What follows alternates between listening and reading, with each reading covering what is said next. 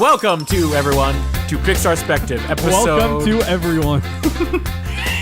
Welcome everyone to Pixar Spective episode 14. I am Random Bystander here. I am the Wash. I'm in college. I knew it. And I knew it. You talk to me like that again? With who? Through. What'd she say? You know my mom. She sent me to my room. I do impressions of those two at work, and everybody tells me they're spot on. Oh, they're great. They are fantastic. I miss them. I miss them too. Why weren't they? I mean, The I know last why thing they we weren't. heard them say was they're going to shut down the factory. I'm gonna preface by saying, even though this episode is about Monsters University, I saw Monsters University and I went back to Monsters Incorporated. I have not revisited any of the Pixar films since we started this. Oh, I did a real disservice when I was talking about it during rankings, because it is fan-goddamn-tastic. I love it And so much. he's changing the ranking again. No. Yeah, I was just going to say, so many of these movies are fantastic. They Yeah. are. I haven't really revisited them. I was tempted to watch this movie in particular twice, believe it or not. You're gonna pull a Count Rancid, and you're gonna I was go... pulling a pull Count Rancid, who watched Cars 2 twice. God bless his soul. and Cars 1, I believe. And Cars 1 twice. Jeez. I understand Cars 1, but Cars 2 twice? I can't. That's rough. That Is real hard. rough. That's Yeah. like a death sentence on your brain cells. We've been But talking about a whole bunch of different films instead of the one we're currently talking about, Monsters University. Believe it or not, Monsters University. believe it or not, I'm walking on air. So, what's our history with this movie, fellas? well, Did we it's all kind do of... this together? Yes, I'm pretty sure we did. I think we did, yeah. Okay. Yeah, I think so. We did see it all together. I think I was worried for Wash a bit. All three of us were worried for him. Yeah. I know what you were talking about, because like Monsters Incorporated was for a long time, that was my top Pixar film. And we were all worried, like, oh my god, they're going to destroy it. And also, an interesting factor for all three of us. Mm-hmm. We all finished at least our first year of college by the time this movie came out. We I did. think. Yes. And to see this movie for the first time when going to college, and for Kirby Fan and I seeing this movie again after graduating college, Yeah. that made it a whole lot more interesting. But we'll get to that when we get to that. We all saw it in theaters. Yes. Was there a short in this one? I can't There remember. was, yes. It was. What was the short? I believe the short for this one was The Blue Umbrella. I'll have to check. Oh, Yeah, yes! it was definitely the Blue Umbrella, you're right. I don't remember how I originally felt about this one when I first saw it in theaters. I want to say I thought it was alright at the time, but then years later I was watching it I think after I graduated community college when I was just had my associates. And I think I watched it on Stars, of all things. You know, Stars and Pixar films for me. yes. And I just remember hating it. Like, not Cars 2 level of hating it, but just, like, being annoyed by so many things about it. Except for the ending. But Yes. Yes. but we'll get to that. And then I never really wanted to watch it. I always heard people, especially a certain critic who I looked up to at the time, who will not be named, he pretty much said he hated it, and I kind of was like, oh yeah, he hates it, I hate it too. And watching that and feeling like that way proved it, because at the time it was just hard to watch during when I just graduated from community college, because I was like, nothing's like that. I went to community college. This college isn't like that. But and then I watched it again. Now, after like not watching the film since then, probably.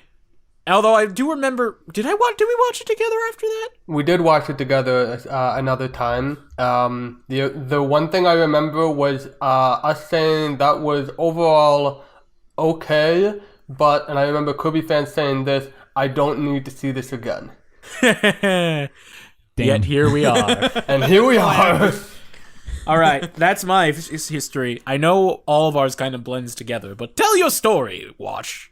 I don't remember. I actually don't remember much about the experience in the theater. I recall the short, which I haven't seen in a long while, so I don't know how well it holds up. What I definitely remember was that like the ending kind of blew us away. Like when this came out, like everybody was worried because like Cars 2 came out and Brave came out and was like middling. Then this comes out. It's a prequel to a previous film, and the word prequel had some Dune quotes around it. Like, Oh yes. yeah. Thanks, George. George Lucas. Did we just both cough and do that at the same time? Well, I would clear You're my on throat. equal wavelength. That was awesome. Because the huge problem with like prequels in general is that because it took place before a previous story, you know where the characters are gonna be at the end of it. I remember like liking it enough to say that like Pixar actually figured out how to do a prequel. And then we watched it again. I remember my opinion on it went down, except for the ending. And then I haven't seen it since. I don't recall much. It's just kind of been like, oh yeah, Monsters University. That was a thing. Oh, I do have one. This barely has anything to do with it, but I remember around the time this movie was coming out, random, you shared me, I don't know how this came about, but you shared me a YouTube video of a Mike Wazowski costume at a Disneyland or Disney World. I know what you're talking about now. I don't. God! If I can find there it, was like a guy in his 20s, let's say, like walking up to the Mike Wazowski. And the thing with the Mike Wazowski costume is that the only thing articulate about it are the legs. The arms are a suggestion. They're in a constant like pose because they're like two things for human arms. So the costume was like it turned around, it walked, and it tripped on one of his toes and fell over. And I liked the video enough that I put it over into Photoshop. I turned it into a GIF, and I put the GIF on Tumblr, and that GIF ended up exploding because of the timing of it. Didn't you like call it like Leaked Monsters University? It was called Leaked Monsters University. Or like something about that, like something like Leaked Monsters University ending or something. Something like that. And there was I had some trouble with Photoshop, so the GIF came out like 2 times slower than the original video. But I guess that was part of the charm that people liked about it. And so now every so often I'm browsing around, and when somebody mentions Mike Wazowski, someone's gonna post that GIF, and it's like, that's my GIF. Where is it? Hold on, I want to see if I can find Trademark random bystander here. it. Yeah, you gotta give me credit. Hold on, I want. It's somewhere on my, because I can share it to you later. It's on my Tumblr. You have to post it on like you have to like while we're talking. That's my. Oh, I found it. It's like the first thing I see. Oh wow. You have Wash to thank for that. Anyway, so I have very tiny like internet fame because of Monsters University. Oh, yep, I see the slow version. Oh, it's on Twitter now. I'm just gonna post it on Twitter with no context whatsoever. Anyway, Kirby fan, what's your experience with this?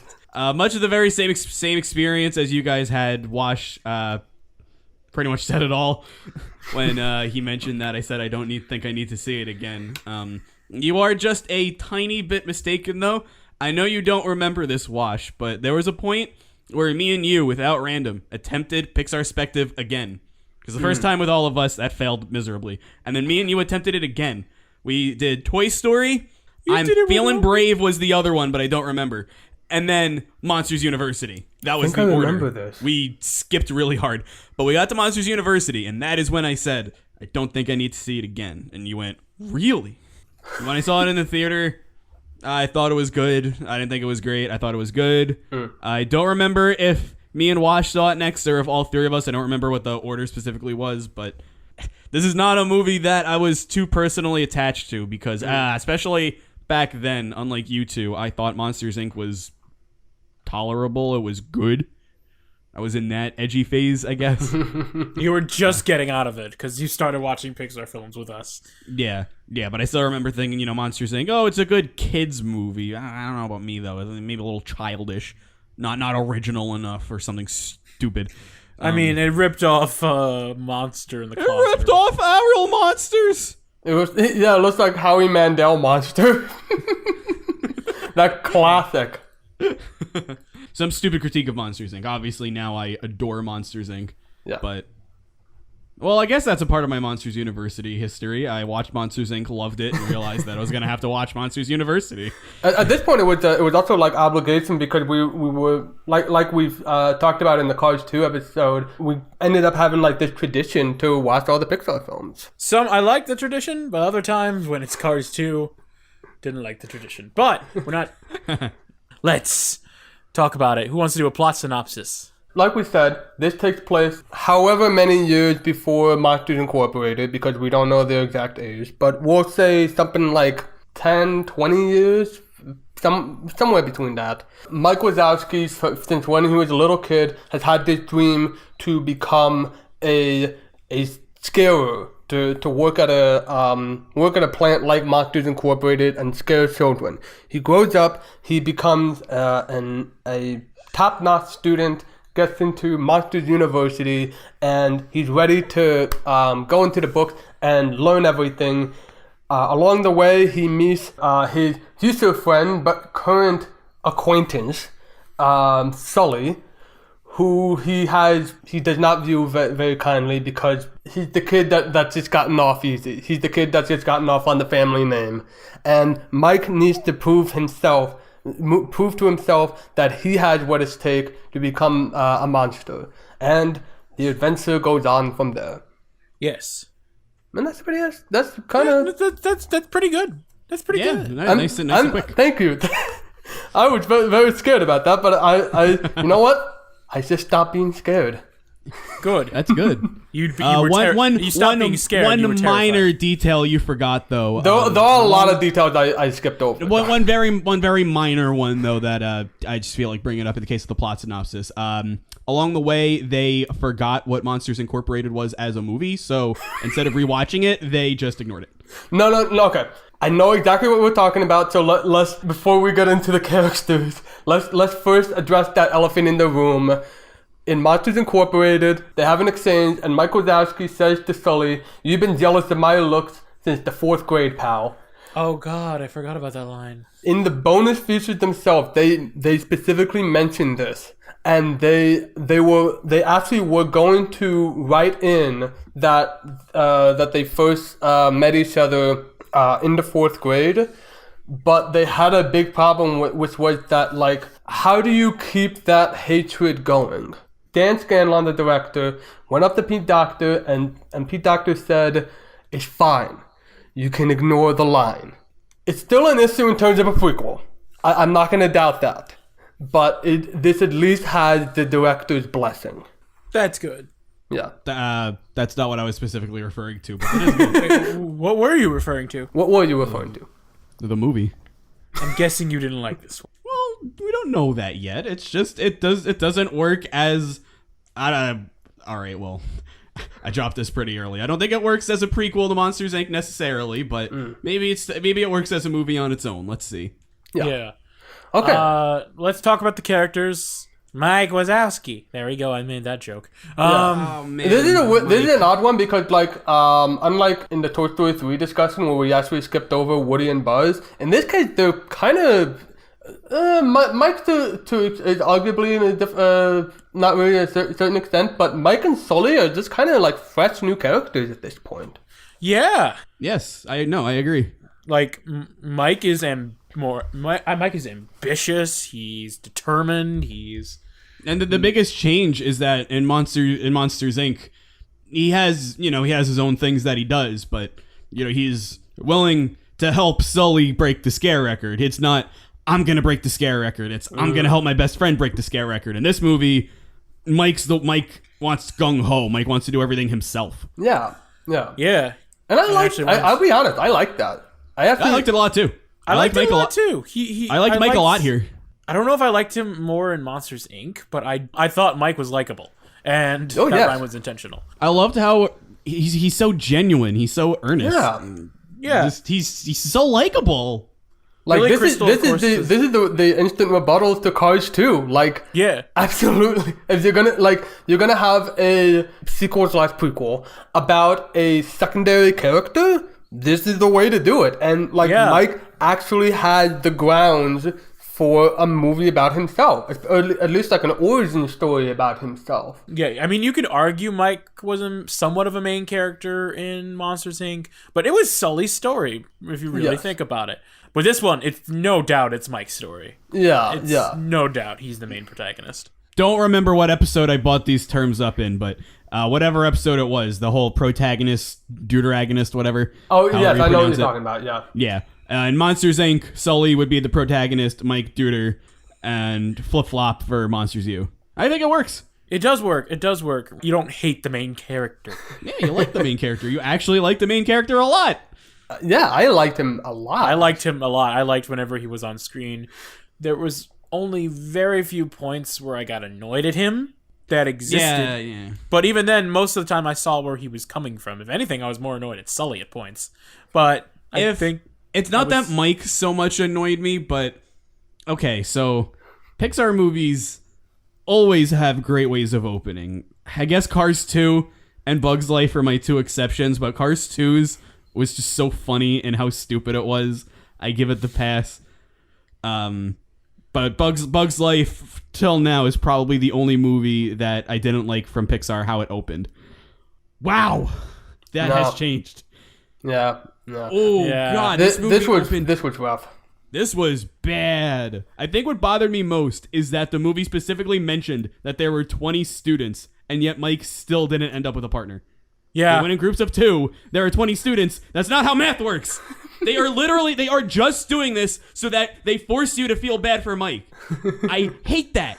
That is emotional manipulation. I At hate least that. add like one character. Like at least add one make student. the class the size of 21 or 19. Remove a character. That's all you have to do. Like Wow, we're having a good dinosaur. Remove one bland monster. Like we already have enough. Yeah. God, I have it. Not the I monster design. We're talking about Mike, not the monster design. yeah. Also, That's we'll gonna be get a to whole that. nother discussion. But We'll get to that. Yes. So that really bothered me about the opening. Yeah. I'm just gonna bring this up and then we'll get right back to Mike, I promise. But definitely what bothered me the most about the opening was that, Mike goes into the scare hall, he enters the door, the monster is setting up for the scare. Great, scaring. That was one of the cool parts about Monsters Inc. that, we didn't get to see a lot of, but it was still a big part of the movie. It's been, 12 years, something like that? 11? it was 12. Around It a was 12 decade. years. It came out in Monsters Inc. came out in 2001. This came out in 2013. Yeah, so 12 years. Great. It's been 12 years. Ready to see a monster do some scaring again. It's been a while. This is going to be great. And then as the monster goes to scare the kid, it cuts. You don't even get to see the monster's shadow. It cuts to the freaking scare jar. The way it's like it opened with like a pigeon. Yeah. And then you yeah. start to realize that the pigeon has 2 heads and it's like we're in the monster world and it's like okay. When I was rewatching Monsters Inc., there's like a little bit of like drum beats like do, do, do, do, do, and then like instantly like you're transported into this jazz sensation and it's this gorgeous 2D animated opening sequence. You get, even though it doesn't tell you a single thing about the plot, you get that this is a film about monsters and this is a goddamn romp. This is a fun ride. And here it's the very cliched Mike is a lonely kid, not well liked. You don't belong here. Oh my god, those cliched college movie lines, Well, then that was a preschool. Like you said, you don't belong here. Yes, Said it's by still. the blandest goddamn designs. We'll get there. You know what they managed to do, which really made me sad? So that opening bit, that was 2D animated. That was a callback to the original movie. It was. Cool.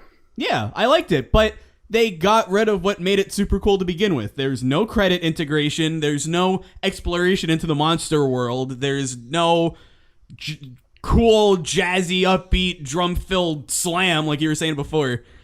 It was marching band music, yeah. Yeah, it was very... To me, it sounded generic. And Mike's studying and being accepted into the university, that's fine. But it's so much less... It's less fun than all the monster stuff and you it's see in shorter. Monsters, Inc. It's shorter than the a lot original. shorter. It is a lot shorter. Yeah. Remember how... I know I said this already, but I do opening analysis stuff on my channel, so I'm really into this. You know how in Monsters, Inc. there's so much integration with the opening credits?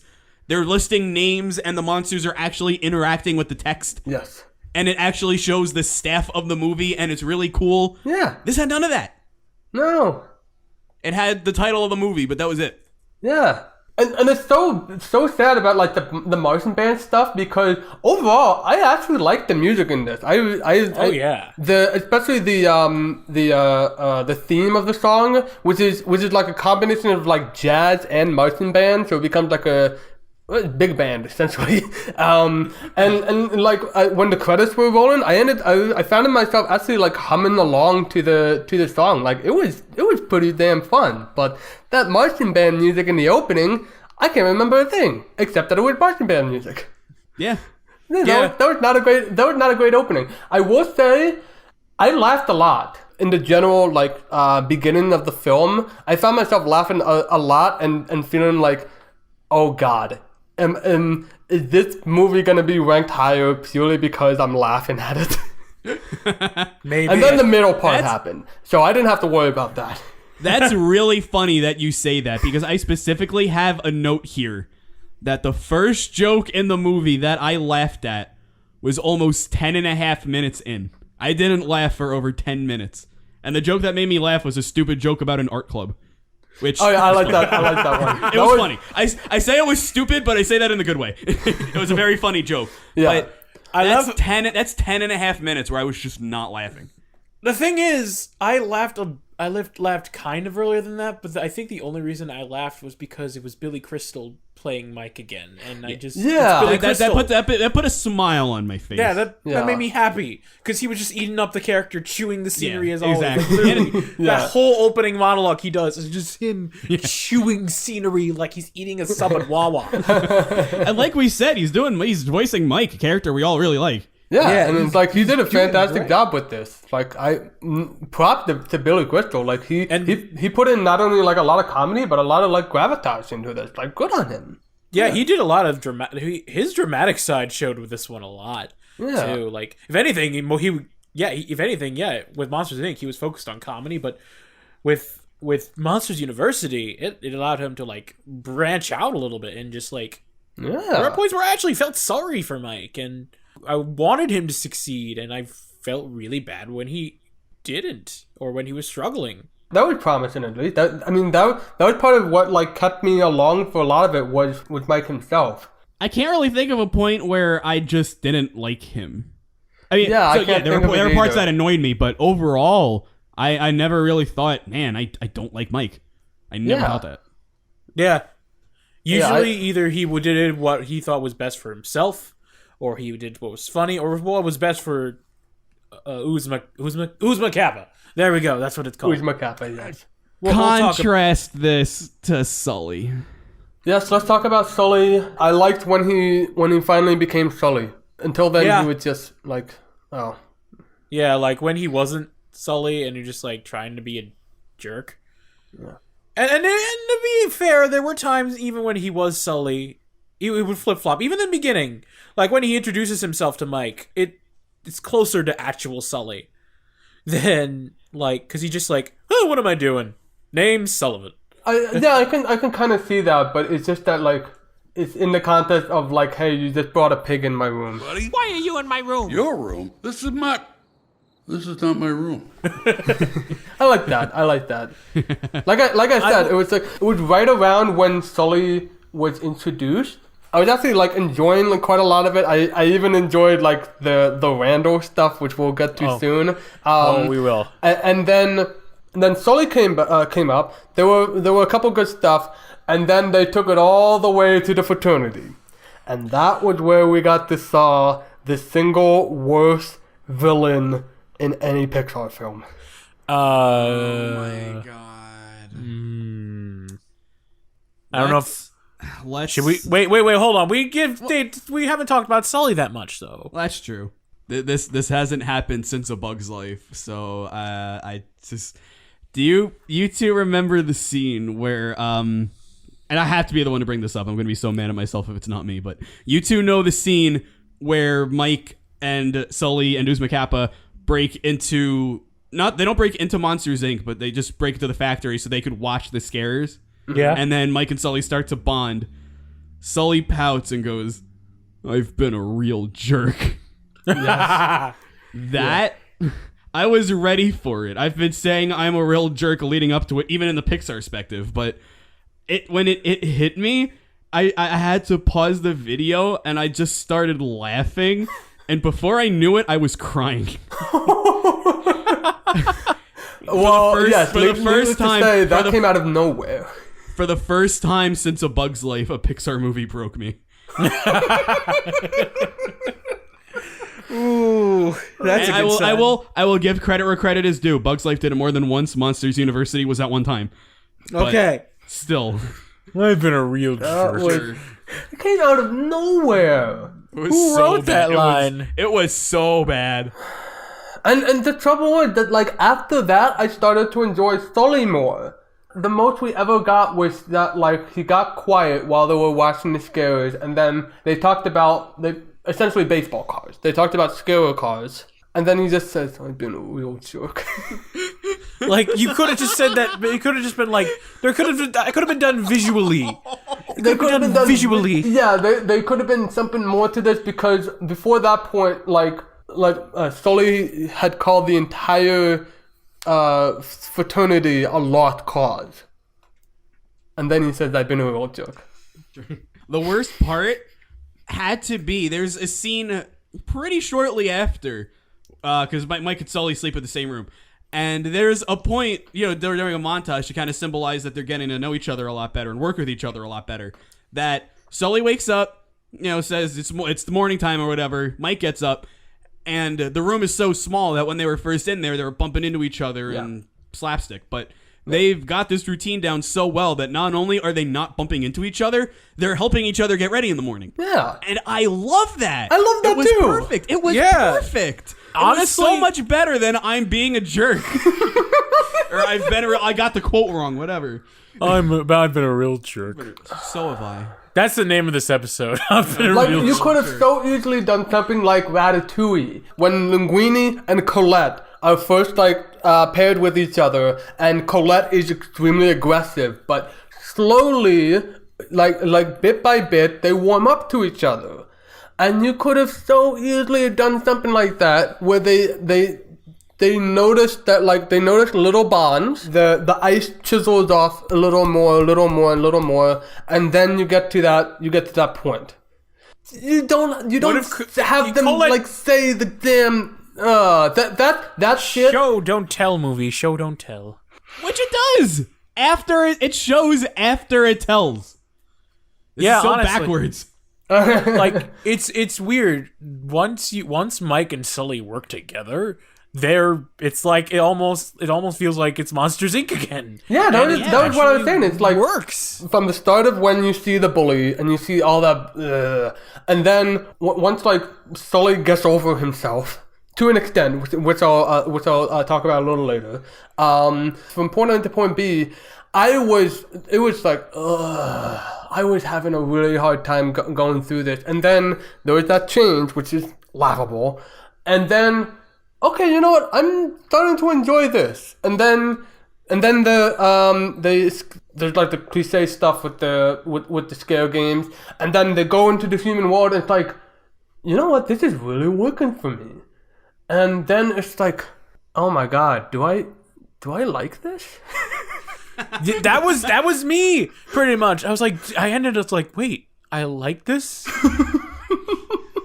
And that's the like thing, this because movie? like I said, from the start until when they have that thing with the pig, I was mostly just liking a lot of the jokes and liking Mike Wazowski and Randall, and then most of it was not great. In fact, it wasn't even, I can barely call it good.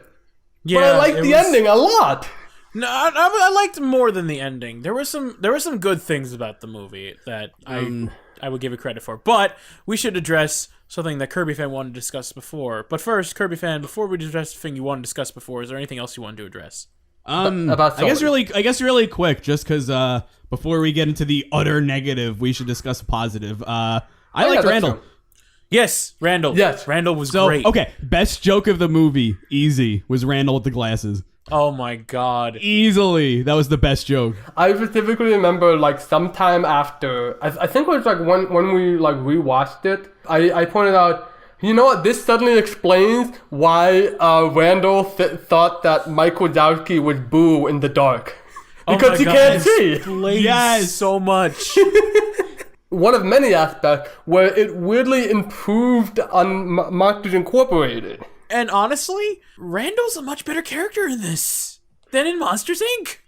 Yeah, like you kind of get it. He Like Somehow, Randall, some way, yes.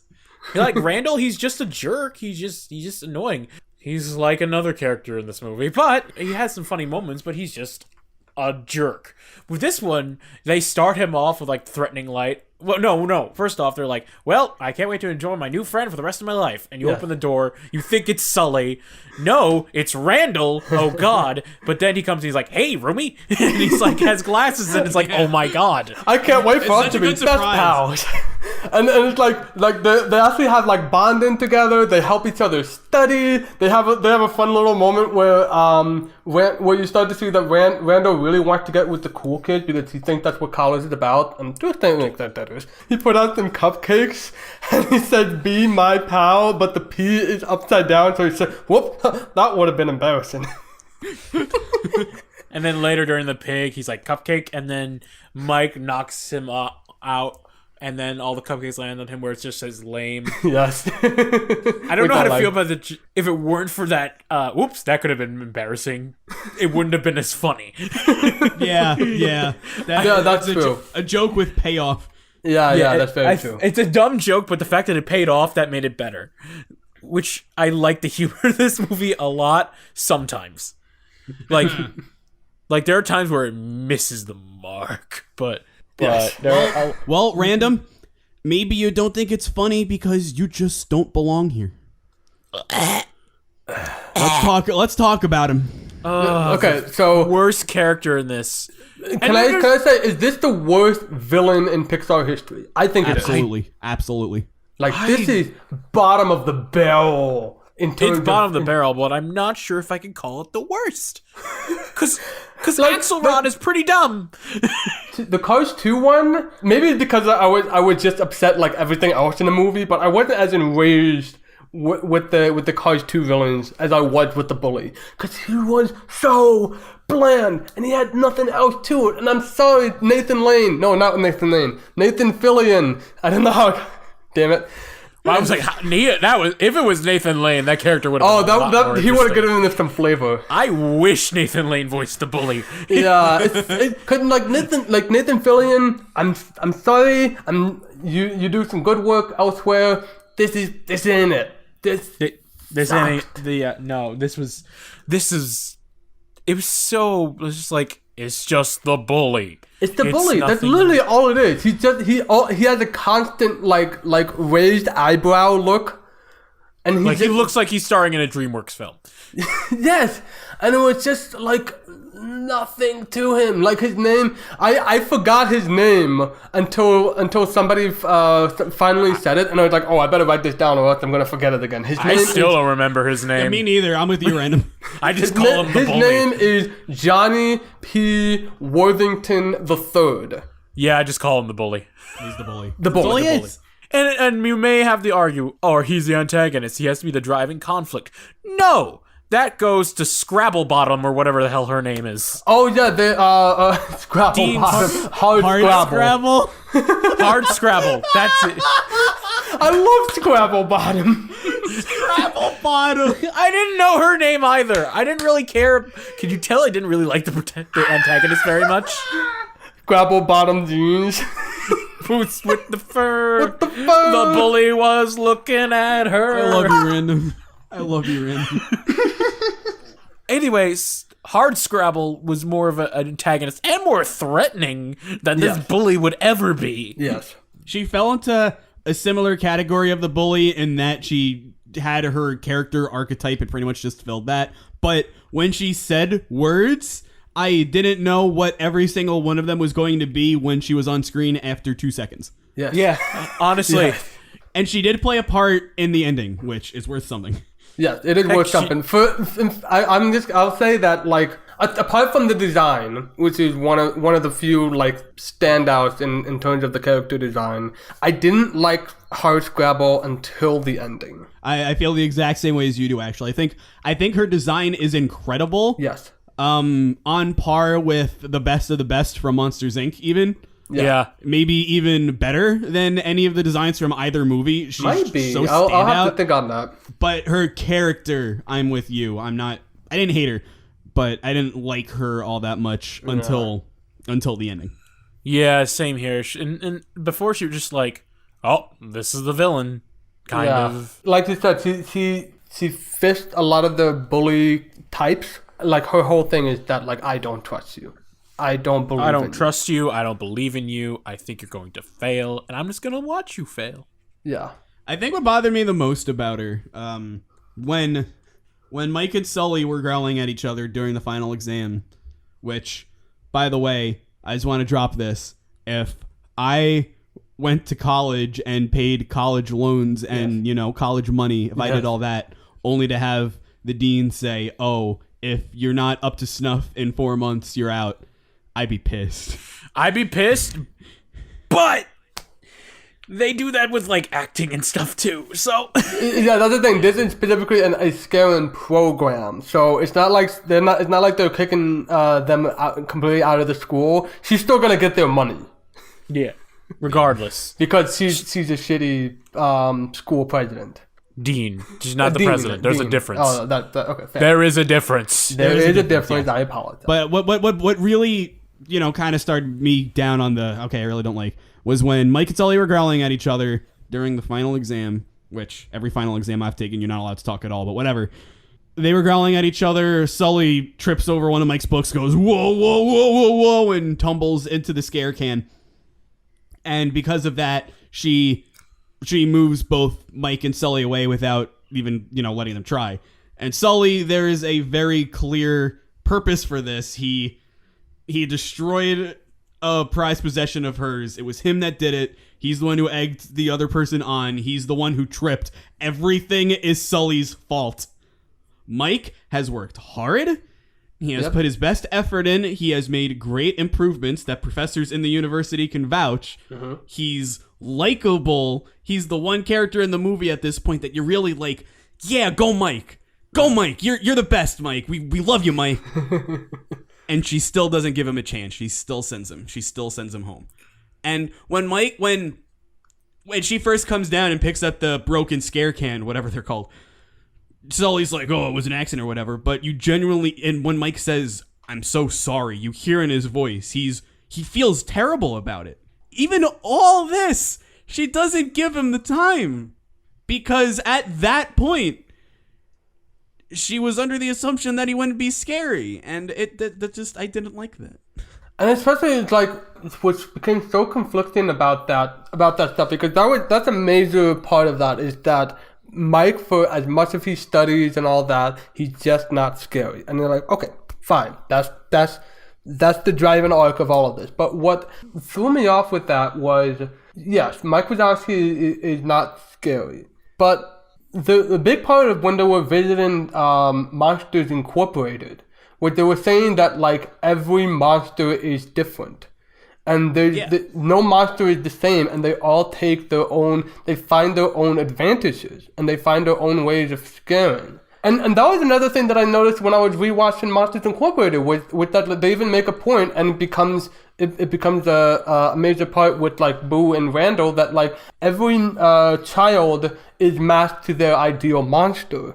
Give him the bedwetter. Give him the easy one. He'd probably do a better job with the easy one than any of the other monsters would. Oh yeah, like he knows this shit, and it's like he can look through it, and he knows all the fears. He knows exactly what are the poses to do, and honestly, this transitions into the ending, but I kind of want to start talking about the ending now, just because there's so much to talk about. But you want to know who you should give Mike to? The adults. Yeah, because Mike may not be quote unquote scary, but he knows what to do. And he was able to scare adults to the point where he could power up a door. yeah, That was like completely out of power. because he's read every single book, and he's heard about this. He's found something about this being a possibility, being able to power a door from the inside. I really like that idea of being able to power it in from the inside. Yeah, even Harbs, I don't know what to call her now. So even Scrabble Bottom, Call her the Dean. even Scrabble Bottom is surprised by it. It was kind of annoying when she said surprise me. I highly doubt that. And then at the end it's like, but from that moment isolated, I like that, like, you've done something that nobody's in the school ever done. You surprised me. I like that in the ending. I just didn't like the villains in this movie. They felt forced. Yeah.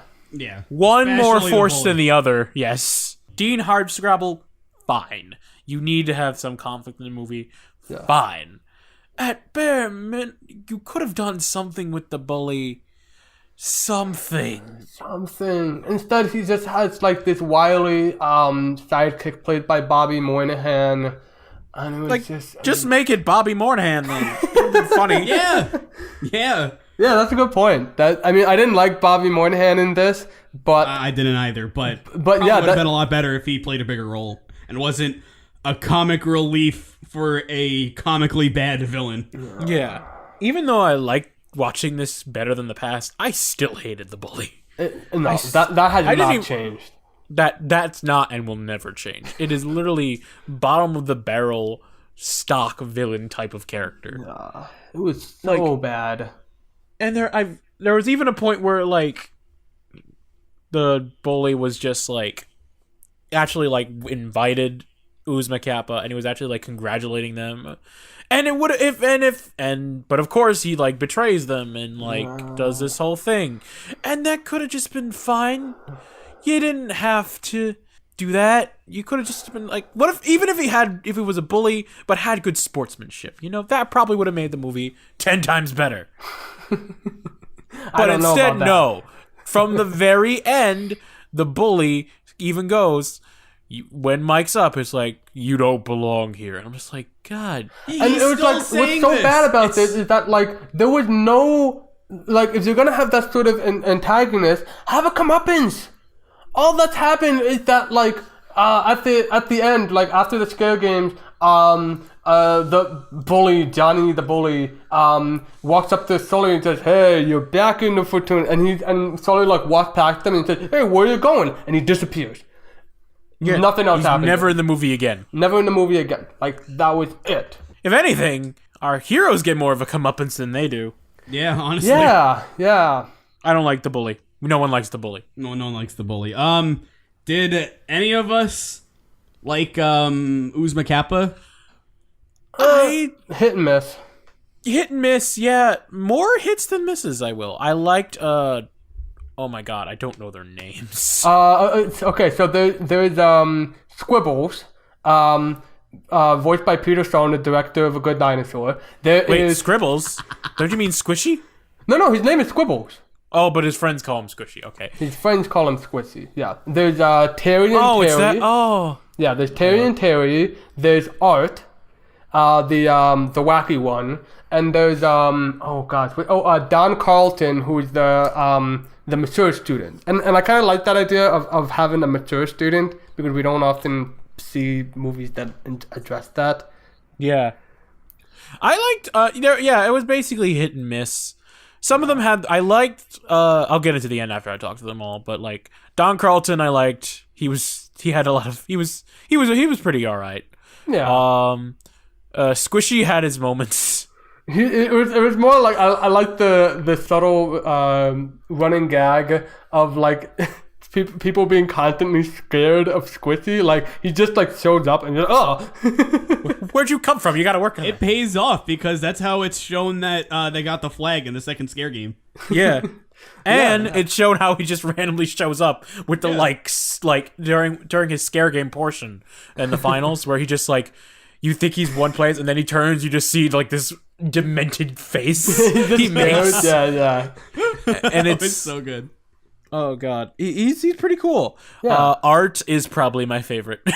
He played by Charlie Day from It's Always Sunny in Philadelphia. We had a name for him, but it only makes sense between the three of us. But Yeah. he was the Walter. Of the I cast. know. Yep. That's no one's gonna get that. Do you wanna explain that a tiny bit?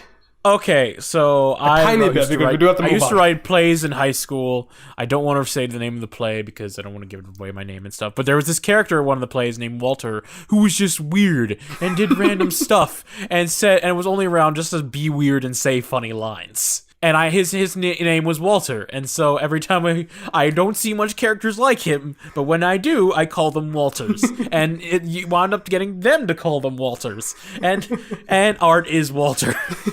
Art is Walter. Art is Walter. Yeah. Especially like when what makes him a Walter, especially are the little lines where there's some backstory that never get explained. Like I can't go back to jail. I can't go back to jail. Yeah. I have an extra toe. Not with me, of course. Yeah, exactly. It's that weird character who says the weirdest stuff, but that makes you think about it. Like, wait, what? And it's never explained. No, that's the important part. It's never explained. It's never explained. If the Walter gets a backstory, he's no longer a Walter. Exactly. I was very surprised that I didn't dislike any of them. I didn't laugh a lot at them, which I thought was because a lot of what they were saying was funny, but I wasn't laughing. Maybe I was just in a sour mood. But I did not dislike any of them. I was surprised. I was really expecting to at least dislike some of them. Yeah, I was expecting to dislike like maybe Don Carlton, but no, they all get, or even. I wasn't crazy on Terry and Terry. It was just more for like the conflict that they had together. But I did enjoy to an extent Don Carlton and Squibble, Squishy, and Squishy's mom. Oh yeah, I forgot about Squishy's mom. Yeah, especially it's such a dumb joke, but like It's I such a always dumb said, joke, but I if know it what you're makes me talking laugh, it's good enough. Where she dropped them off at Monsters Inc. and she says, "I'll be here listening to my tune," and he just puts on some screamo. And she just has this like And content, she's like happy just face. listening to classics, like the classical music. And they all grew, and again, they all like improved in various ways, and were all very useful. Oh yeah. And in a way, they helped Mike and Sully get out of hating each other. Yeah, I think what impressed me the most, I know we kind of briefly touched on it before, but Yeah. what impressed me the most was in the final scare game, they all did good. Yeah, they all find their own abilities. From the looks, they're not like conventionally scary, but they find their edge cases, and it's like, why did it have to be different from Mike Wazowski? And another point that I will give, and since which is gonna segue into it, they all had good design. Oh yes, they did. All the main characters had good design. Even some not so main characters. The Greek council, the goth played by Audrey Plaza, and the piped up dude with the beak. Yeah, the guy with the beak. Actor's name is Tyrell Labin or Laban. I didn't recognize anything from him, but I liked Aubrey Plaza a lot, and I liked when like at the very end when they win the scare game, she finally like loses her cool and like they won, and just like. Yeah, I because like all this that time payoff. it's just the one guy who's very hyped, and she's like, "Yeah, it's okay," and then it builds, and then it's just a little switcheroo at the end. It's It's a very nice payoff. There's a like lot that. of good payoffs in this. Yeah, yeah. I like the guy with the beak. I haven't seen like a monster with a beak before, and so it was nice to see that. It was especially nice because it was in a sea of absolute I would even say below mediocrity for a lot of the background monster designs. I don't know why. I either watched a YouTube video or you showed me the behind the scenes. I think I showed you the behind the scenes. Yes, but they wound up mentioning how they made every monster in like specific types of like race. Almost, what they and, like, specifically categorizing them. Yeah, what they specifically did was they because they had a very similar problem with WALL-E, which was that they need to have like often hundreds or maybe like thousands of robots in a single scene, and they had to find a way to get some use out of it. So what they did is that they recycled bits from other robots and like clogged it together. And it's like the major ones, like the makeup robot or the umbrella robot, like or the punching robot, like we can have like designs for that, but we probably don't need a brand new design for a single robot that whizzes through in less than a second. They're doing a similar approach to that. The trouble is that they're not robots; they're organic creatures, and so so they just all look generic, same. Yeah. This felt like video game stuff. Like this felt like a step down. I think I have, at least for the first film, I have an easier time discerning cars. Yeah, because there are some monsters that look very the same in the background, and there's some bad. It's so bad. like there's a whole like sea of them during like the lecture scenes. And they all look so similar. Like there's one person who sits next to Mike besides Randall, and he's like, they go, "You gotta be kidding me!" And I'm like, "Who are you? You're just all the same." Yeah. I don't know what the name of this particular design is. I'm sure that has a name, like an internal name for it. But whichever design, do you remember that one monster it showed up for a single gag when Mike was walking through the school for the first time, and there's a gigantic monster that's catching a frisbee and then throwing it. That particular design had shown up a lot in this film, and I hate it. Yeah, it looks like something from Spore. Yes, Honestly, that's a very good good comparison. That's an extremely good comparison. This looked like Spore. And at least Spore is a video game, so this stuff was like user generated. And I'm not gonna pretend that like the monster designs were stellar in the first film, because they were hit and miss. I mean, the important part was the character, but it did at least feel like a lived-in world of different variety of monsters and monster types. Yeah, this one, it felt like they were all the same. I remember one reason I didn't like this movie at first is because I went to college, and there's nothing about this film that is true about college. No, the orientation leaders aren't this obnoxiously peppy. There's like no one's really it's doing two cliches. Like no one really goes to college parties that much.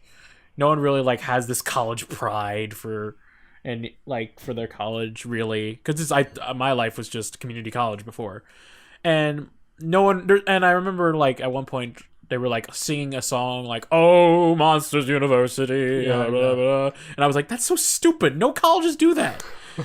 Then I went to transferred to a 4-year university, and there was one point where they like, now watching it, when I heard that like song they sang before the scare game finals, I was like, oh my god, I sang that song. when they showed the orientation leaders of the like Monsters University, whose names all rhymed, by the way, that didn't get old. And I was like, oh god, that was me, because I was an orientation leader in college. Oh yeah, that's right. I was like, oh god, I did this. That was me. And I was like, And it was like, maybe this is more like college than I thought. Because I remember like thinking, oh god, this happened to me in college. I experienced this in college. I went to that party in college. And I'm just like, the fact that other than monsters, they kind of got hit all the college tropes. Yeah, they did. Some cliches, yes, but others were kind of spot on. Okay, And so yeah, all right. That's all I want to say. so we don't have a whole lot of time to talk about the ending now. No, we don't. We have 5 minutes. All right. All right. Let's just talk about the lake. Let's just talk about the lake. Mike tries to prove himself that he really is scary, and he goes like way overboard. He finds an active door. He sneaks in, and he finds himself in a campground, and he thinks that he can scare somebody, but it doesn't work, and he just exposes himself in front of all the children, and he runs away. Sully follows after him in a very convoluted way. Sully finds Mike at the lake, and Mike is broken. He was proven wrong. Everything people had been telling about him was right, that he just was not scary. And they end up having like a real heart-to-heart about the vulnerability that they both have. They have like a fight with each other first about how Sully doesn't understand what Mike is going through, and it's like, yeah, I don't know what you're going through, but like I am frightened. And No, he literally says, I may not act scared, but I'm terrified. Yeah. And that hit home hard. Yeah. Especially for like college student life. yeah, because that's at that point, when you're in college, like you don't know where you're gonna be, so what happens? And It's not even just applicable to college. It's if you're somebody who's naturally good at something versus somebody who works at something, when you have to work for it, you're not much is really expected of you. Other people don't really impact. They don't directly impact you often, but that's the problem. You want to prove yourself, and no one's giving you the time of day. Whereas on the other hand, if you are someone that they have everything they need, expectations are put on them, and when that constant pressure is put on you to keep doing good, that's terrifying. and then when they fail, both sides have plenty to worry about. yeah.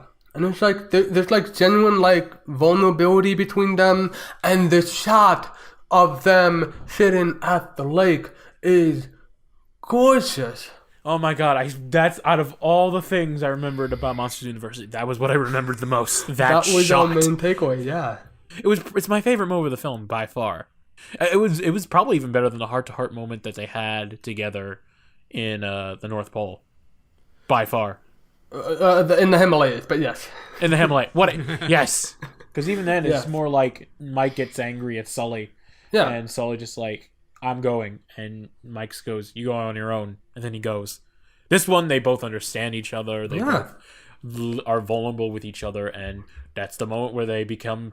And there's one point where Mike goes, how come you never told me? And he's like, because we weren't friends back then. Yeah, that was really nice.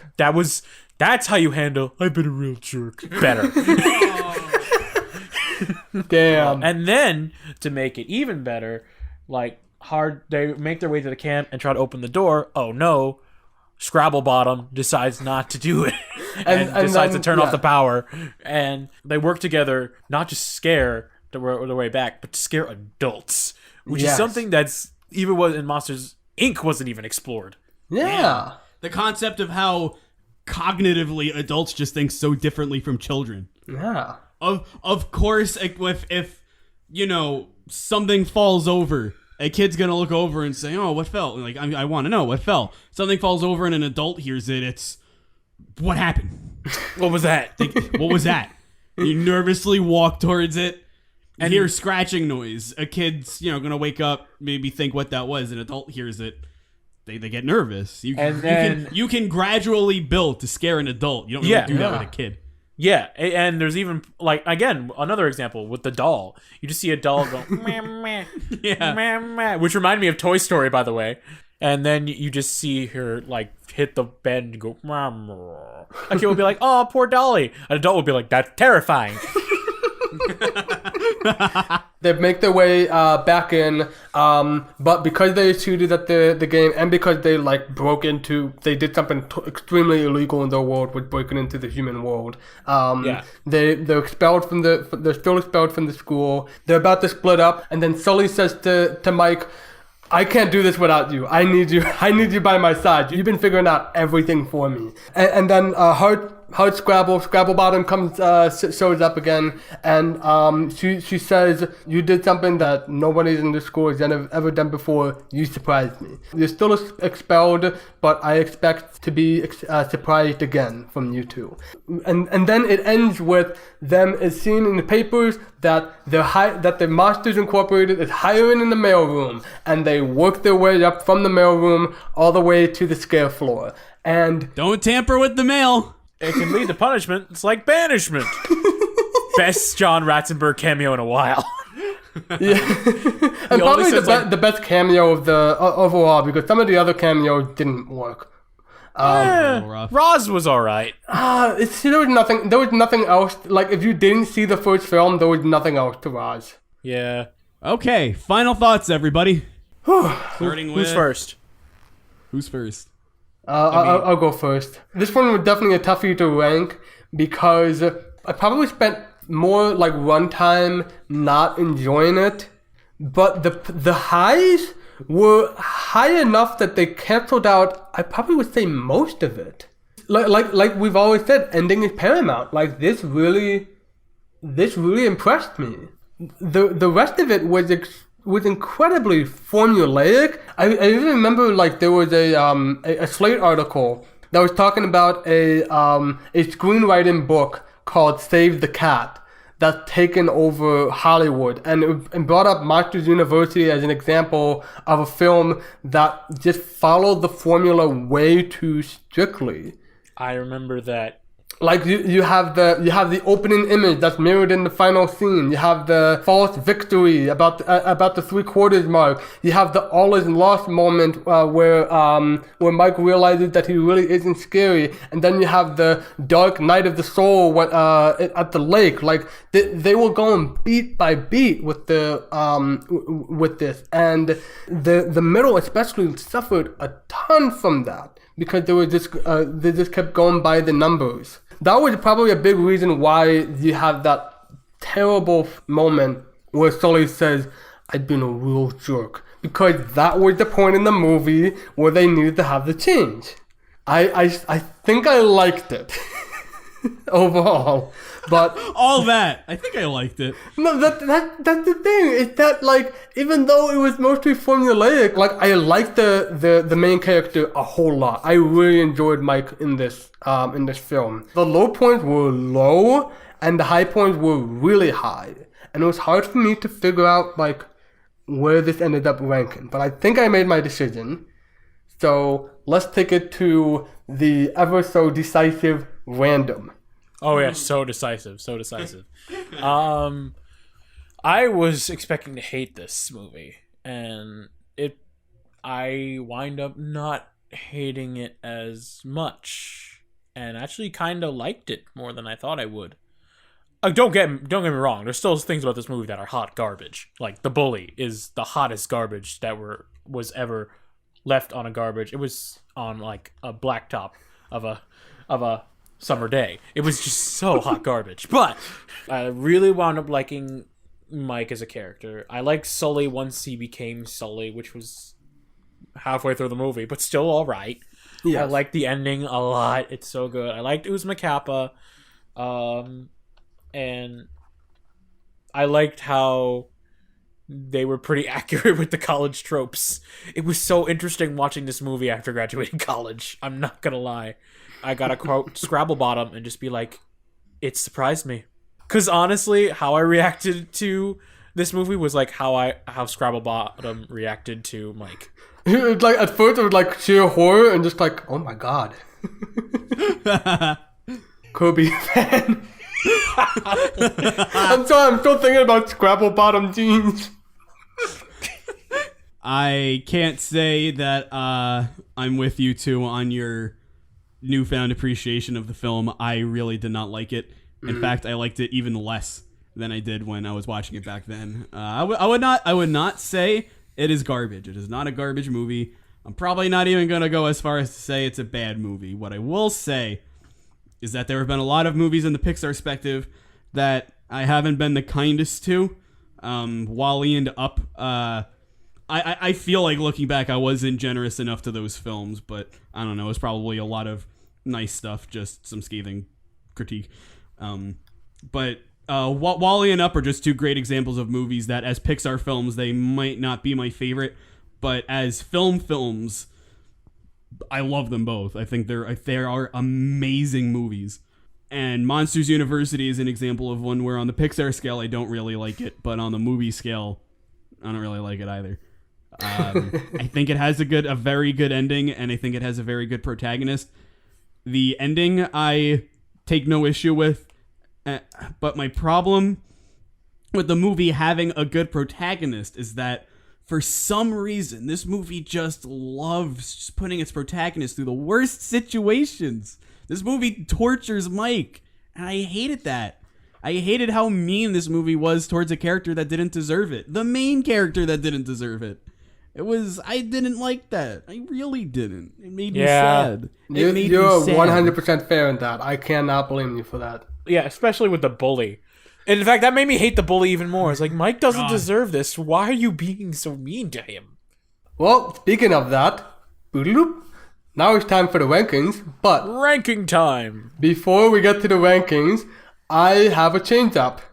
I knew it. Yeah, we all knew it. It's not Monsters Incorporated though.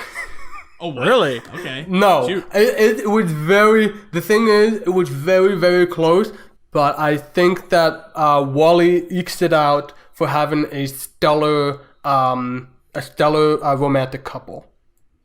So WALL-E is now ahead of Monsters, Inc. WALL-E No, it was is ahead still before. ahead of Monsters Incorporated. Yeah, it was ahead before. That's not what changed. So what changed? So it was a particular film. Do you need me I'm gonna to? look at your list. Cars is better than Toy Story 3. Yes. No. Oh, shit. Wait, was that, was it? Yes, that's actually it. I was gonna guess the opposite. I was gonna say whatever movie was below Cars.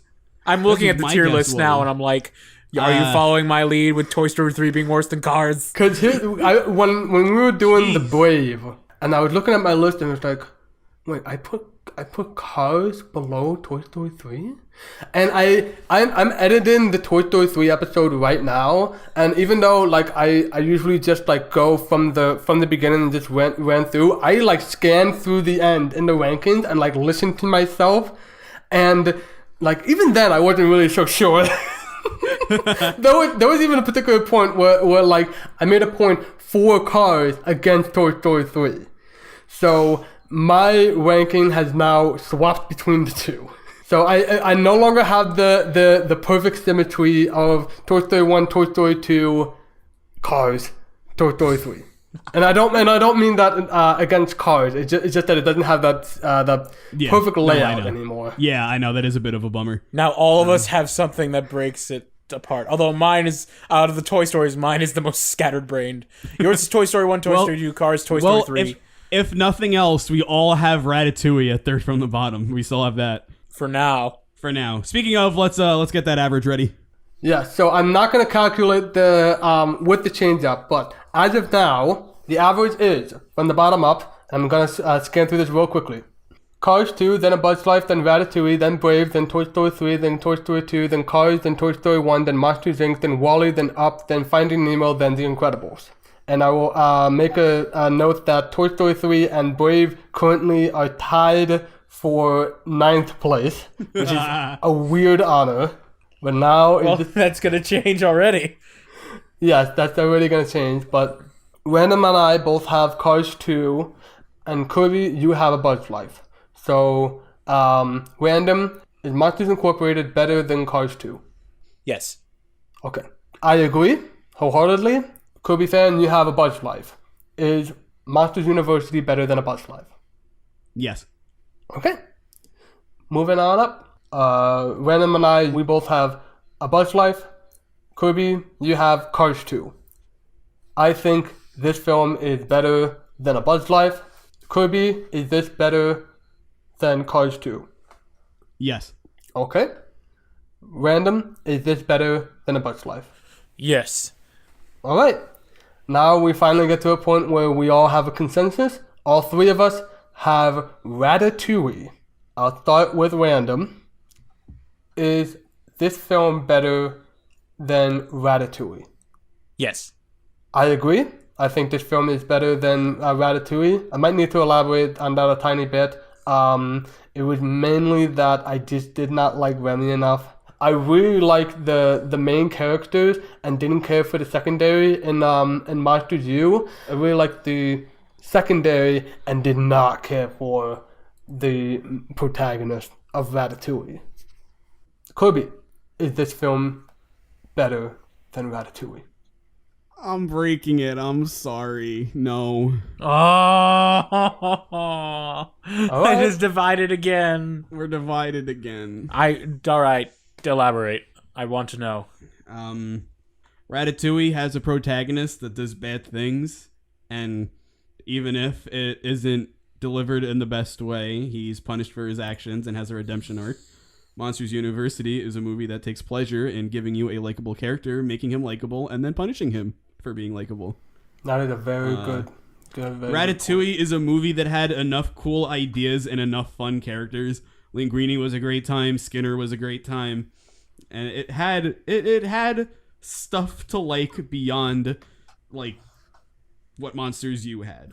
Monsters U, I still say, if it were not for its ending and not for Mike, which Mike comes with a caveat, unfortunately. If it were not for them, it would just straight up, I think, be bad. But because of those, I think it is passable. I think Ratatouille is kind of good, and kind of good is better than passable. Okay. That is a very solid answer. I'm okay with that. So moving on up, I have Brave, and Random, you have Toy Story 3. I'll start. I think this was a kind of a tricky one, but I think this film is better than Brave. Certainly was like good enough, and also like for as formulaic as it is at least solid in terms of script, which is more than I can say for Brave. Brave was all over the place. It had a bit of an identity crisis, and that's really sad for Brave, because there's still some stuff that I enjoyed, but I kind of had to like isolate a lot of it to get to it. Like, Random, Yes. you have Toy Story 3. Yes, I do. Is this film better for you than Toy Story 3? I could see the hate mail. Yes, I think Monsters University is better than Toy Story 3. You would think this movie would rely more on nostalgia than Toy Story 3 does, but it really doesn't. I did notice that. There was some points where it was like, okay, that's a little much, but it was its own thing. Yeah, it was its own thing, and sure, the designs of the toys were probably cooler in Toy Story 3. But, Yeah, that's fair. But I still I just like the dynamic between Mike and Sully when they were Mike and Sully in this one. And Took some I time to like get there. I like them and Uzma Kappa, and I don't know, I just and of course the ending. Yeah. This ending doesn't need nostalgia to make you cry. Ooh, yes. Okay, moving up then. So you have Brave, and I have Toy Story 3. Let's start with you then. Is Monsters University better than Brave? Yes. Okay. Do you want to explain? I agree with you. It's an identity crisis. And I might have spoiled that, haven't I? no, it was a little bit, but it was not only that. It's just like, yes, the mother and daughter between Brave works, but I don't know. I just feel Monsters U has more strengths than that. Even though there were a lot of weak points, I think that the ending for it especially just made me enjoy it more, like, overall. Oh, yeah, my turn. Yes, this is better than Toy Story 3. For much of the same reasons as you said. Was that, for they're both kind of similar in that they're going off the success of a previous film, a previous franchise. Like you said, the nostalgia was handled a lot better. The ending worked a lot better than it did here. and I don't know. I just kind of enjoyed myself more overall than I did with Toy Story 3. Toy Story 3 was like bothersome. Now it's time where the two of us have the same film, and that film happens to be Cars. It's gonna be good. Can't wait for both of you to say you like MU more. You don't know about that. I don't know about that. Do you want to start? You know me. You know me. I always assume people say they won't like Cars. You know me. This is so tough. Mm-hmm. I've made my decision. Now wait just a darn minute. Oh. So random bystander here. Do you think Cars is worse than Monsters U or vice versa? Monsters University is worse than Cars. Okay. You better elaborate on that. Okay, it's very slim for me, but yes, Mike is a much better protagonist. It's great, but everything around Lightning is more well developed and better characterized, and not everyone is immediately mean to Lightning, and if they do, he deserves it. Both have very powerful endings, and I do agree Monsters University ending is better. I like the message of Cars' ending, but the one deciding factor was the villain. Chick Hicks is so much better and funnier than that bully will ever be. Man, can you imagine if the bully just once said Kachiga, Kachiga, Kachiga? That will give it some time. Then Monsters U would have been my favorite.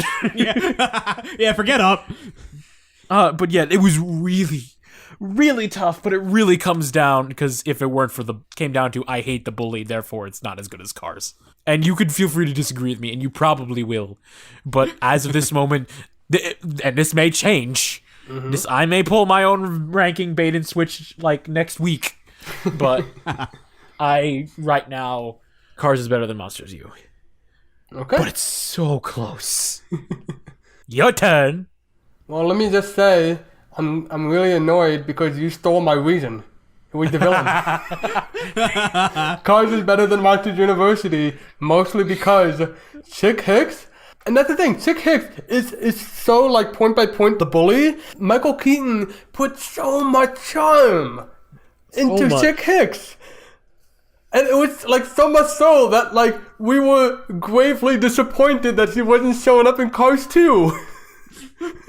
He would have made Cars 2 better. A tiny bit. He really would have. He totally would have. But yeah. But God, that bully, like I said, single worst Pixar villain. It's just awful. Hollow. Nothing else to it. Beyond that, like you said, it is razor thin margin. They are so close. I like the ending for Monsters University far more than for Cars. Another reason I like Cars is that there's a lot of the film in Monsters University that makes me go, ugh, this part. Yeah. And with Cars, it's not nearly as bad. Like, the only part that made me go, this part was Rusty's. And that was only a few seconds, not a third of the movie. Yeah. I will still say that, like, I still feel that, like, Cars was a little on the long side. Maybe it's, like, its highs weren't as high, but it was a little more consistently good than Monsters University.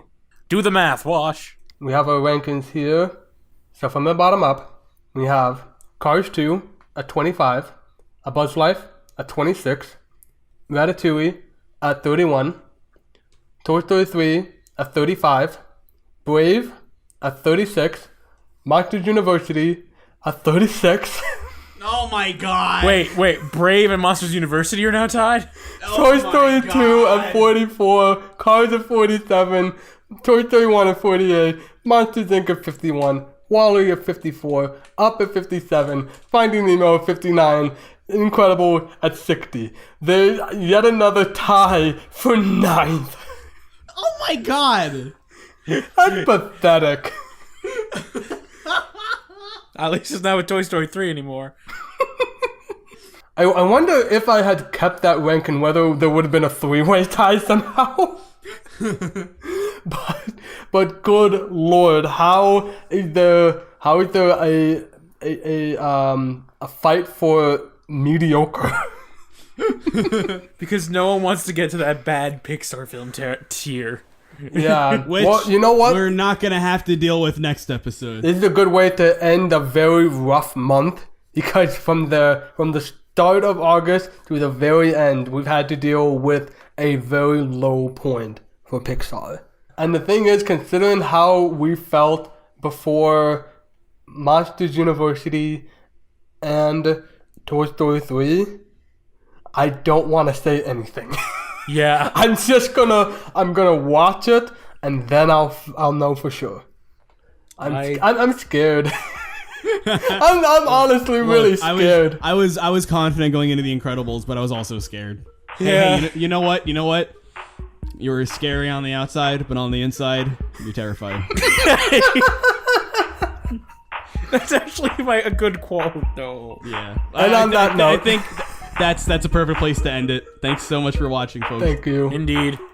Thank you. I'm Random Bystander here. I'm the Wash. And I've been a real jerk. God damn it. Thank you. Thank you. for that. Bye bye.